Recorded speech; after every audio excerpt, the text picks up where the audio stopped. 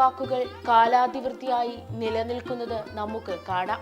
Covid മഹാമാരി ലോകത്തെ ഒന്നാകെ പിടിച്ചുലച്ചുകൊണ്ട് നമ്മുടെയെല്ലാം ജീവന് ഭീഷണി ഉണർത്തി നിലകൊണ്ടപ്പോൾ ലോകമെമ്പാടും ചർച്ച ചെയ്തത് ശുചിത്വത്തെക്കുറിച്ചായിരുന്നു. വ്യക്തി ശുചിത്വത്തിലൂടെ മാത്രമേ ഈ മഹാമാരിയെ അകറ്റി നിർത്താൻ സാധിക്കുകയുള്ളൂ എന്ന സന്ദേശമാണ് ലോകം മുഴുവൻ ഉണർന്നു കേട്ടത്. ഇത്തരണത്തിലാണ് ഗുരുദേവന്റെ ഈ അരുളപ്പാടിന് പ്രാധാന്യം മേറുന്നത്. പതിറ്റാണ്ടുകൾക്ക് മുൻപ് തന്നെ ഗുരുദേവൻ പറഞ്ഞത് ഇങ്ങനെയാണ്: ശുചിത്വം അടുക്കളയിൽ നിന്ന് തുടങ്ങുക. ഒരു വീടിന്റെ യഥാർത്ഥ ഐശ്വര്യവും ആരോഗ്യവും തുടങ്ങുന്നത് അടുക്കളയിൽ നിന്നാണ്. നല്ല ആഹാരമാണ് നല്ല ആരോഗ്യത്തെ പ്രദാനം ചെയ്യുന്നത്. ആഹാരം ഒരുക്കുന്നിടമാകട്ടെ അടുക്കളയിൽ നിന്നുമാണ്.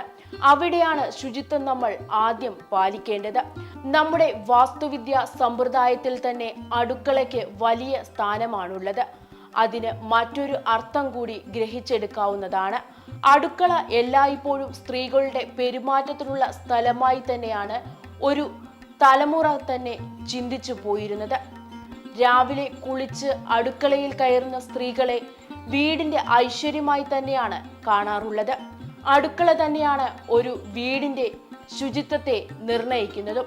വ്യക്തി ശുചിത്വത്തിന്റെയും ലോക ശുചിത്വത്തിന്റെയും പ്രാധാന്യമാണ് ഇതിലൂടെ ഗുരുദേവൻ ലോകത്തിന് നൽകുന്ന സന്ദേശം. ഗുരുദേവൻ ഉയർത്തിയ ദർശനങ്ങൾ പകർന്നു നൽകുന്ന വെളിച്ചം ലോകത്തിന് മുഴുവൻ പ്രകാശമാകട്ടെ.